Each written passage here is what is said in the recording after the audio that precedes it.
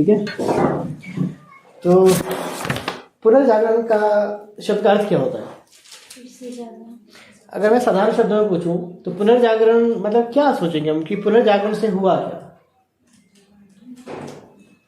वैसे मतलब एक नॉर्मल वे में अगर हम बात, ये तो ठीक है कि इसको जो है इंग्लिश में, वैसे तो देखो जब भी किसी चीज़ का जो है अर्थ निकाला जाता है तो उसमें सबसे पहले जो हमने उसको बोलना होता है कि इसकी मूल उत्पत्ति कौन से शब्द से हुई है, तो वो जो है वो रिनेसा है। ओके, ये फ्रांसीसी शब्द है जिसका जो अर्थ होता है वो होता है,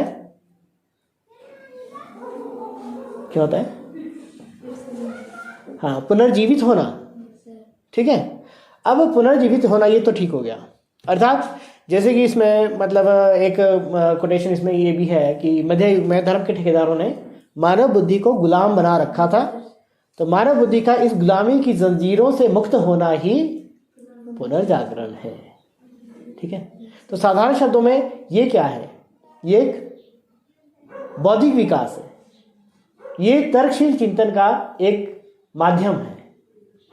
ठीक है, और यही वो पुनर्जागरण है जो हमें मध्यकाल के समाप्त होने और आधुनिक काल के शुरू होने के संकेत के रूप में देखा जा सकता है। ठीक है जी, तो मतलब मुख्य तौर पर जो है वो अगर एक शब्द में अगर मैं इस चीज को जो है वो बाइंड अप करना चाहूं तो मैं क्या कहूंगा कि ये क्या हुआ? एक वैचारिक उत्थान या विकास हुआ, जिसके परिणाम स्वरूप क्या हुआ? आदमी की सोच ही बदल गई, आदमी का नजरिया ही बदल गया, और वही पुनर्जागरण हुआ। क्लियर बेटा? तो आदमी कहाँ का निवासी था? मिस्र का। ठीक है, जैसे पेरिस अकादमी की बात हमने कही, तो पेरिस अकादमी जो है उसकी जो स्थापना हुई थी वो 1666 में। यास क्या है बेटा? यास विधि संहिता। Very good. एक्चुअली क्या था, देखिए ये हमें टर्म जो मिलती है वो कहाँ मिलती है? वो मिलती है आपकी यायावर साम्राज्य, इनकी मंगोल से संबंधित है ना, चंगेज खान से संबंधित। चंगेज खान ने क्या किया? असभ्य बर्बर लोगों को, जिनकी बर्बर मीन्स जिनकी भाषा बेतरतीब, इनकी स्पष्ट नहीं है, ओके, तो उन लोगों को उसने क्या किया? बहुत हद तक सभ्य बनाया। और उसके लिए उसने क्या किया? उसने जो प्रचलित जो रीति रिवाज थे, जो नियम थे, जो कानून थे, उन्हें जो है वो एक कलमबद्ध करवा दिया, उसे संकलित करवाया, और वही चीज कहलाई यास। क्या कहलाई? यास। ठीक है। सामंतवाद कौन सी शब्द से बना है? हाँ, इसको जो है इंग्लिश में कहा जाता है फ्यूडलिज्म, जो एक जर्मन शब्द फ्यूड से बना है, और उसका जो अर्थ होता है वो होता है हाँ, भूमि का टुकड़ा। ठीक है। अब राजा के पास क्या था? राजा के पास थी भूमि। राजा के पास क्या थी? और उसी भूमि को उसने क्या कर दिया? कुछ लोगों में बांट दिया, और जिन लोगों में वो बांटी वो कहलाए सामंत। ठीक है। उन्हें मिला क्या? उन सामंतों को मिला क्या? भूमि मिली। ठीक है, बहुत सारे विशेषाधिकार मिले, और उसके बदले में उन्हें क्या देना था? धन देना था, और आवश्यकता पड़ने पर सैन्य सहायता उपलब्ध करवानी थी। क्लियर? ये चीज जो है वो आपने ध्यान रखना है। ओके। जैसे उरुक नगर के संस्थापक के बारे में क्या करते हैं हम? कौन है इसके संस्थापक? एनमरकर। ठीक है। उरुक, जब भी आप किसी पर्टिकुलर चीज के बारे में बात करते हैं ना, तो आपके सामने जब कुछ चीजें, एक मतलब जैसे हम इमेजिनरी कोई चीज हम जब वो अपने सामने, अपनी आंखों के सामने लेकर आते हैं, जिसके माध्यम से बहुत सारी चीजें हमें पता चल जाती है। जैसे उरुक के बारे में बात करते हैं, तो सबसे पहला जो है वो सबसे प्राचीन नगर था। ये एक विशाल क्षेत्र में 850 हेक्टेयर क्षेत्र में फैला हुआ था। इसका संस्थापक था वो एनमरकर था। इसका जो है अन्य महत्वपूर्ण जो शासक था वो गिल्गमेश था। गिल्गमेश वही जिसने जो है वो एक महाकाव्य की रचना की, जो 12 पट्टिकाओं पे लिखा गया था। तो ऐसी बहुत सारी चीजों को आपने क्या करना है? एक के साथ जो एक चीज को जोड़ते हुए आगे बढ़ना है। क्लियर बेटा? ठीक है। अच्छा, किलाकार लिपि का प्रचलन कब हुआ? या किला की लिपि कौन सी इसमें जो वो प्रचलन में थी? ठीक है, किलाकार लिपि। देखिए यहाँ पे हमको दो चीजें समझनी होगी। पहली हमें देखनी होगी भाषा, क्योंकि ये जो टर्म हमने यहाँ पे यूज की है, तो ये है आपके सेकंड चैप्टर से, है ना। सेकंड चैप्टर में मीन्स मेसोपोटामिया सभ्यता में। मेसोपोटामिया सभ्यता की जब हम बात करते हैं तो वहां पे दो हिस्सों में इसको हमने बांट के चलना है। पहला भाषा और दूसरी है लिपि। अब भाषा, जैसे आपको पता है कि भाषा क्या होती है, भाषा वो उच्चारित ध्वनियां होती है जिसके माध्यम से हम अपने विचारों की अभिव्यक्ति करते हैं। लेकिन लिपि क्या होती है, लिपि फर्क होती है ना, लिपि तो फर्क है ना। जैसे हमारे हिंदी भाषा की जो लिपि है वो क्या है, देवनागरी लिपि है। तो मीन्स लिपि होती है उन चिन्हों या प्रतीकों को, ठीक है, उन चिन्हों या प्रतीकों के माध्यम से जिस जो हम भाषा को लिखते हैं तो वो लिपि कहलाती है। क्लियर बेटा? तो यहाँ पे क्या था, इसे इंग्लिश में यहाँ पे किलाकार लिपि कहा गया है। ये क्यूनिफॉर्म भी आपको पूछा जाता है कि क्यूनिफॉर्म शब्द से आप क्या समझते हैं, ठीक है। तो ये क्यूनिस प्लस फॉर्मा दो शब्दों से मिलकर बना है। क्यूनिस का अर्थ है खूंटी और फॉर्मा का अर्थ है आकार, ठीक है। खूंटी के आकार की, मीन्स खूंटी भी आपने देखी होगी ऐसी होती है, कील भी लगभग सीधी होती है ना। तो कुल मिलाकर अगर इस मेरे हाथ में पेंसिल है तो इसके माध्यम से अगर मैं ऐसी करूं ऐसी करूं ऐसी करूं, मतलब जैसे अगर बॉ लिखते हैं तो मौ को बड़ा मोड़ तोड़ के लिखते हैं, अ लिखते हैं, ऊ लिखते हैं, है ना, षटकोण वाला लिखते हैं, तो मतलब बहुत हद तक वो घुमाव फिराव चला। लेकिन यहाँ पे क्या था, यहाँ पे सीधा टेढ़ा इस तरह से ही जो वो चिन्हों को जो वहाँ पे लिखने में प्रयोग किया जाता था, तो वो लिपि कहलाती थी आपकी कीलाकार लिपि। अगर मैं यहाँ पे बात करूं, जैसे कि भाषा और लिपि को मैं साथ लेकर चल रहा हूं, अगर मेसोपोटामिया सभ्यता के बारे में सबसे पहले जो ज्ञात जो भाषा थी वो कौन सी थी, सुमेरियन, ठीक है। उसके बाद अक्कदी, ओके, फिर जो है वो अरामाइक, क्लियर, तो असीरियाई। तो मतलब ये जो है ये भाषाएं थी। लेकिन जो लिपि थी वो आपकी लगभग जो है वो कीलाकार लिपि थी, जिसके माध्यम से जो उस भाषा को लिखा जाता था। ये आपको कंसेप्ट जो है वो आपके दिमाग में क्लियर हो जानी चाहिए, ठीक है। अरावकी लोग एक विशेष प्रकार का झूला बनाते थे, क्या कहते हैं उसे, हैमक, झूलती शैया जिसे कहते थे, ओके। कुरान क्या है, कुरान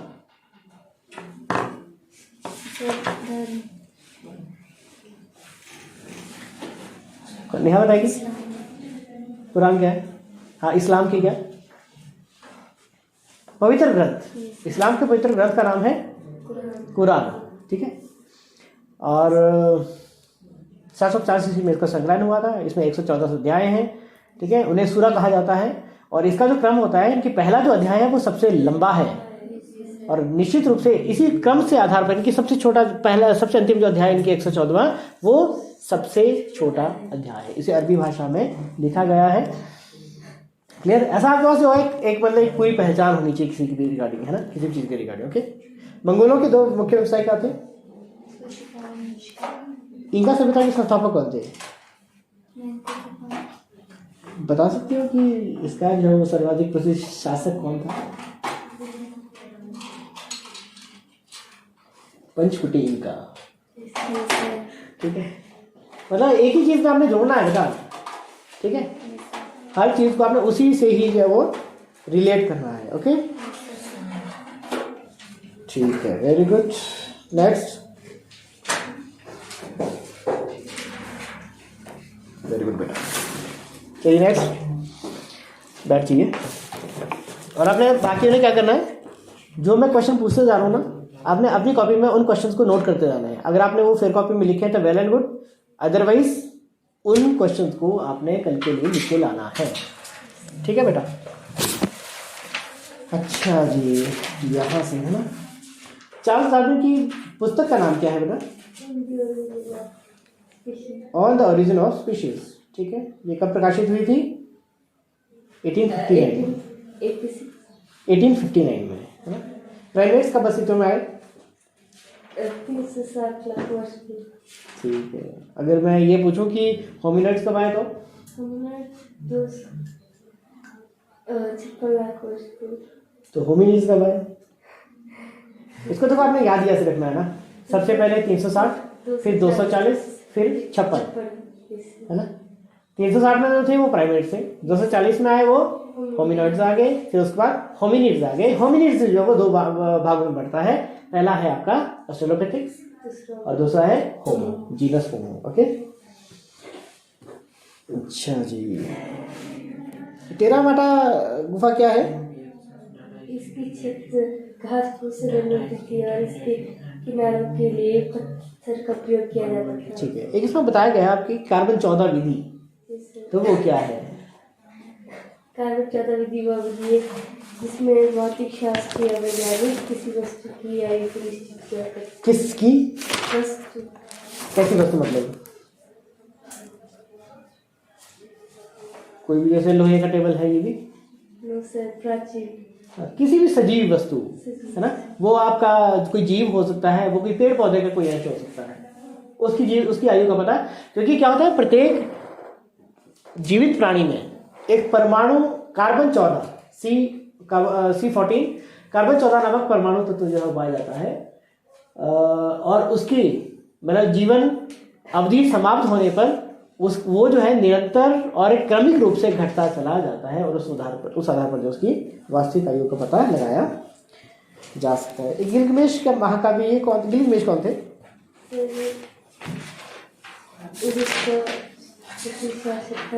ठीक है, और भारतशीष की मूर्ति कहाँ से प्राप्त हुई? ठीक है, एक पेपायरस क्या है?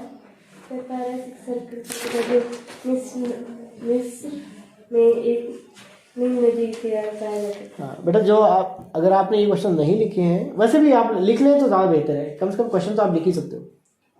ठीक है, जो मैं कह रहा हूँ ना, जो मैं क्वेश्चन डिक्टेट कर रहा हूँ, तो एटलीस्ट अगर पूरा क्वेश्चन नहीं लिखना है तो आप कम से कम, जो अगर मैं पूछ रहा हूँ कि पेपायरस क्या है, तो आप साथ में जो आप पेपायरस लिख लें। ठीक है, और आपको उसको पता है तो उसमें डैश लगा के उसका मीनिंग भी आप उसमें लिख सकते हो कम शब्दों में। ओके, हिजरत क्या है बेटा? मक्का से मदीना की यात्रा को हिजरत कहते हैं। अगर मैं मक्का से मदीना की यात्रा करूं तो क्या वो हिजरत कहलाएगी? नहीं। हजरत मोहम्मद साहिब अपने अनुयायियों से मक्का छोड़कर जो मदीना गए, ठीक है, हजरत मोहम्मद साहिब अपने अनुयायियों के साथ जो मक्का छोड़कर मदीना गए, वही हिजरत कहलाती है। ठीक है बेटा? अच्छा, इस्लाम के पवित्र ग्रंथ का नाम क्या है? इस्लाम के पवित्र ग्रंथ का नाम कुरान। और अगर मैं ईसाई धर्म के पवित्र ग्रंथ का नाम पूछूं तो क्या होगा?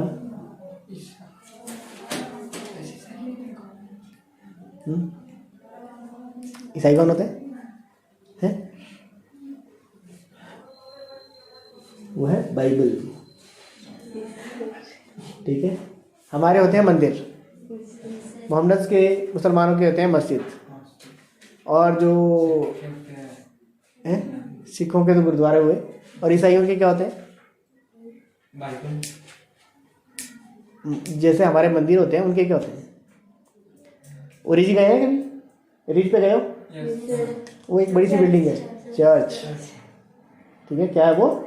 चर्च। ठीक है, चंगेज खान का वास्तविक नाम क्या था, आर्मी नाम क्या था? यास क्या है? किसने बनाई थी? चंगेज खान ने बनाई थी, एक विधि संहिता ना। एक याम भी था कुछ, वो क्या है?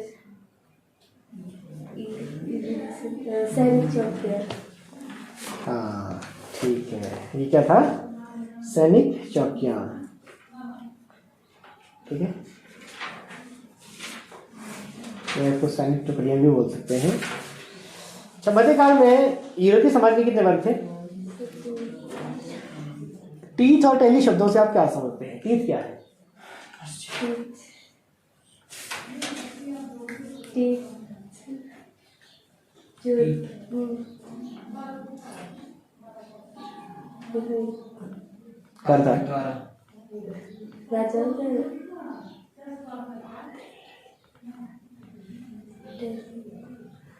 हाँ, किसी के बारे में देखो, टीथ या टेली, किसी के बारे में किसको दिया जाता था ये? सर, टेली किसानों से दिया जाता था। कौन लेता था? देखो, मान लो कि तुम एक किसान हो ना, तो उस समय जो है वो दो तरह के कर लिए जाते थे, दो हिस्सों में। जैसे मान लेते हैं हमारी उपज हुई, जो पैदावार हुई, ठीक है, तो पैदावार का 10वां हिस्सा, दो हिस्से जो होते थे वो बांटने, हमें कर के रूप में देने होते थे। एक हिस्सा जाता था चर्च को, जो चर्च को जाता था हिस्सा वो कहलाता था टीथ, ठीक है, और जो टैली होता था वो जाता था राधा। हाँ, इसको ऐसे याद रखना ना, ठीक है टाइम। नाइट्स कौन थे?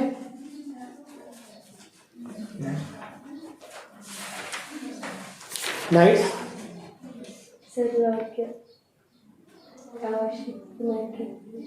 नहीं, वो तो मिनर था।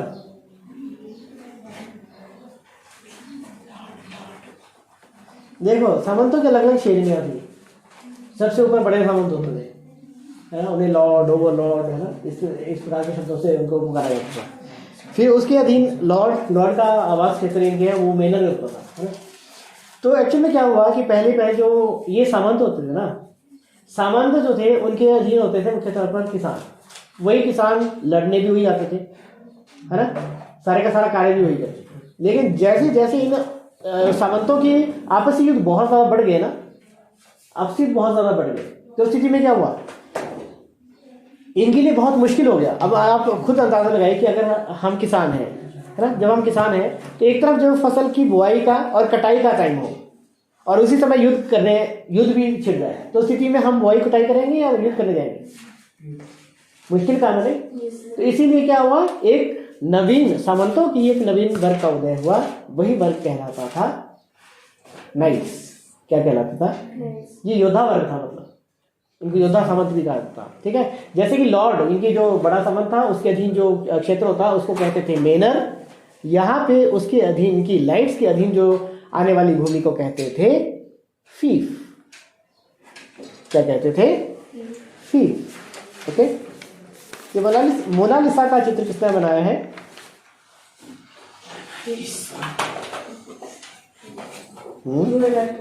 Leonardo D Vinci. ठीक है।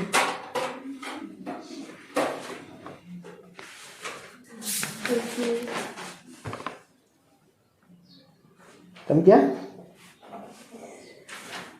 ठीक है। हर रोज का बेटा है ना, इसमें विशेष ध्यान देना है। ओके, ठीक है, चलिए नेक्स्ट।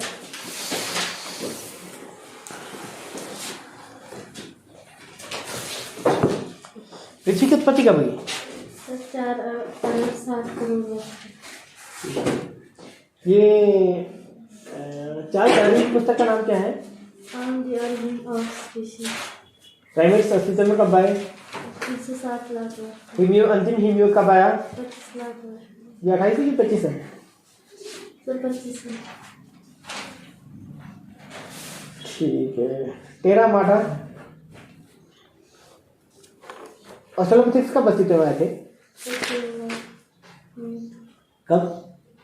ठीक हो रहे? 56 लाख। ऑस्ट्रेलोपिथेकस शब्द का अर्थ क्या है?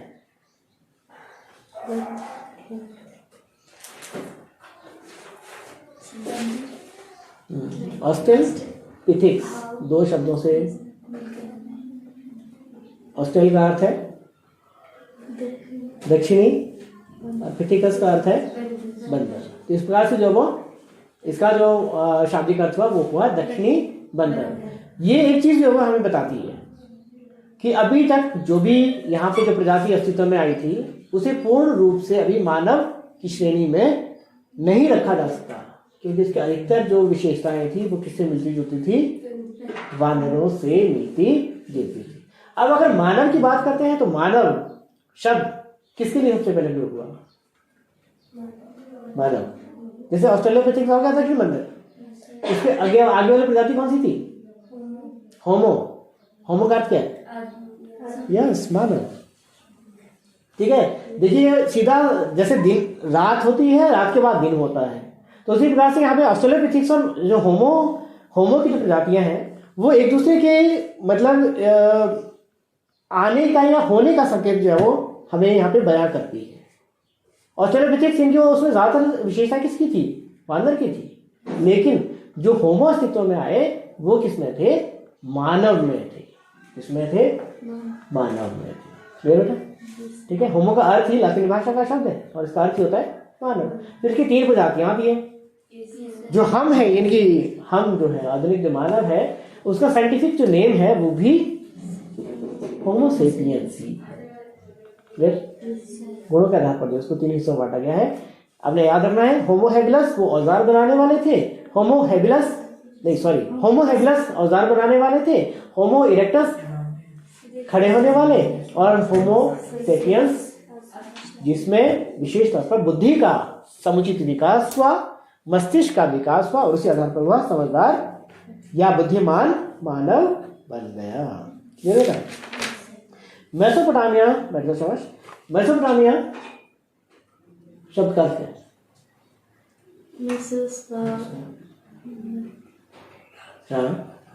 मेसोस भाव मध्य, ठीक है, वेरी गुड। तो ये 2 नदियां कौन कौन सी थी वहां पे? मतलब इतना तो पता हो गया कि 2 नदियों के बीच की भूमि है, तो वो 2 नदियां कौन सी थी? वेरी गुड, दजला और फरात। तो मेसोपोटामिया का आधुनिक नाम क्या है? इराक। Very good. अच्छा, रोमन साम्राज्य की अगर मैं बात करूं तो रोमन साम्राज्य कितने महाद्वीपों में फैला हुआ था? कौन कौन से थे वो? यूरोप, अफ्रीका और एशिया। ठीक है जी। आपका जो है यूरोप, आपका उत्तरी अफ्रीका और पश्चिमी एशिया, है ना। किसके काल को रोमन इतिहास का स्वर्णिम कहा जाता था? ठीक है, वेरी गुड। इस्लाम का धर्म का संस्थापक कौन थे? पैगंबर मोहम्मद। उनका जन्म कब हुआ? 29 अगस्त 570 ईस्वी में। खदीजा कौन थी? सर एक धनी विधवा जिनसे जो है वो हजरत मोहम्मद साहिब का निकाह हुआ, इनकी विवाह हुआ ना। हिजरत क्या है? पैगंबर मोहम्मद द्वारा मक्का से मदीना जाने की यात्रा को हिजरत कहा जाता है। उमैयद वंश के संस्थापक कौन थे?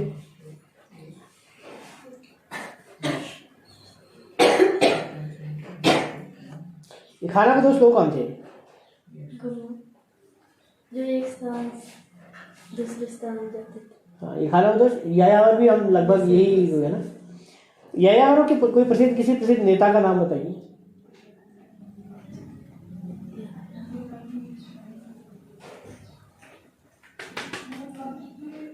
तुम भी वही सोच रहे हो, तुम एग्जैक्टली चंगेज खान। यायावर साम्राज्य, देखो टाइटल ही, उसको नाम ही वही दिया है उस अध्याय को, है ना, यायावर साम्राज्य। तो उनका सबसे प्रसिद्ध जो नेता था वो था चंगेज खान, है ना। पैसा क्या है बेटा?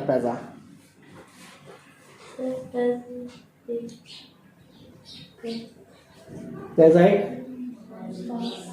पास होता था जो सैनिकों के लगे 3 प्रकार के समाज। ठीक है, मीन्स एक पास होते थे। एक्चुअली क्या था, अगर ये अगर सारा एरिया जो हमारे सामने है, अगर ये जो है वो, अगर क्या कहते हैं इसको, यायावर साम्राज्य का अगर हिस्सा है, तो उस स्थिति में व्यापारियों को यहाँ से गुजरने की अनुमति नहीं थी। ठीक है, 2 कंडीशन थी, या तो वो यहाँ से गुजरे ही ना, और अगर गुजरे तो वो पास के साथ यहाँ पर गुजरे, है ना। पास होते थे, मतलब उसके एवज में, उसके बदले में जो उन्हें कुछ मतलब धनराशि या कुछ चीजें जो वो जमा करवानी होती थी, उसके पश्चात जो उन्हें पास अदा किए, पास जो वो उपलब्ध करवाए जाते थे, तो वो क्या कहलाता था? वो कहलाता था आपका पैसा। क्या होता था? एक कुबकुर भी होता था, याद है किसी को? कुबकुर।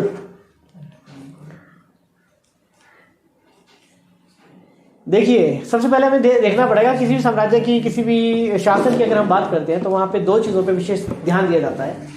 पहला कि उस राज्य में लोगों का मुख्य व्यवसाय क्या है, और दूसरा राज्य की आय का मुख्य स्रोत क्या है।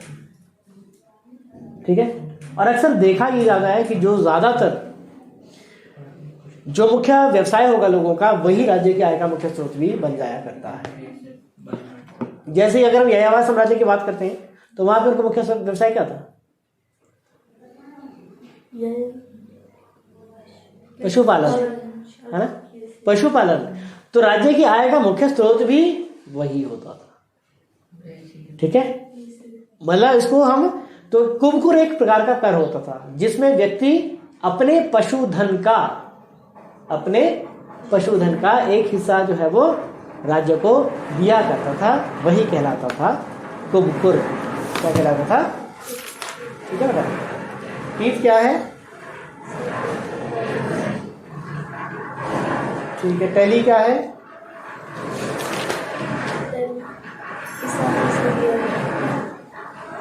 ठीक है। और छापे खाने का आविष्कार किसने किया है? जोहान्स गुटेनबर्ग ने। ये 1455 इसी में जो वो हुआ था ना।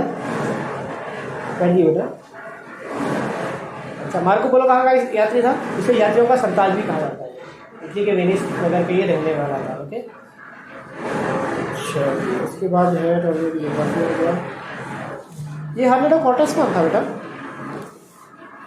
हार्नेडो कॉर्टेस। ऑस्ट्रेलिया की राजधानी क्या है? ऑस्ट्रेलिया की राजधानी का नाम?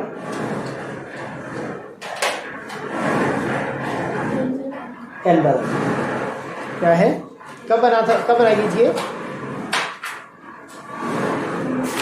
1911 है ना। एक ऑस्ट्रेलिया में ना बहुसंस्कृतिवाद की मतलब उसको जो है अपनाया गया था, वो कब था? पीटरलू नरसंहार कब हुआ था? पीटरलू नरसंहार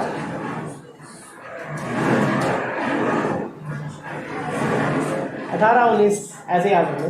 1819 1819। ठीक है। इस मसीहदार जो वो मजदूर लोग थे वो जो है वहाँ पे इकट्ठे हुए थे और उन्होंने ही जो है इसके विरुद्ध में आवाज़ उठाई थी, जिसका जो दमन किया गया था उस पर उन पर गोलियाँ चला दी गई थी। सरकारी रिपोर्ट के अनुसार जो है लगभग कितने मारे गए थे उसमें? 11 के करीब मारे गए थे और 400 के करीब जो है उसमें घायल हुए थे। लेकिन हो सकता है कि आंकड़े में बहुत ज़्यादा फर्क रहा है।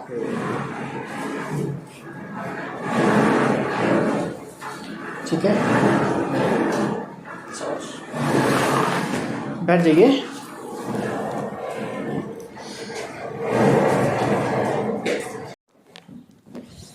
ठीक है, तो पुनर्जागरण का शब्द का अर्थ क्या होता है? अगर मैं साधारण शब्दों में पूछूं तो पुनर्जागरण मतलब क्या सोचेंगे हम कि पुनर्जागरण से हुआ क्या? वैसे मतलब एक नॉर्मल वे में अगर हम बात, ये तो ठीक है कि इसको जो है इंग्लिश में, वैसे तो देखो जब भी किसी चीज़ का जो है अर्थ निकाला जाता है तो उसमें सबसे पहले जो हमने उसको बोलना होता है कि इसकी मूल उत्पत्ति कौन से शब्द से हुई है, तो वो जो है वो रिनेसा है। ओके, ये फ्रांसीसी शब्द है जिसका जो अर्थ होता है वो होता है, क्या होता है? हाँ, पुनर्जीवित होना। ठीक है, अब पुनर्जीवित होना ये तो ठीक हो गया। अर्थात जैसे कि इसमें मतलब एक कोटेशन इसमें ये भी है कि मध्य युग में धर्म के ठेकेदारों ने मानव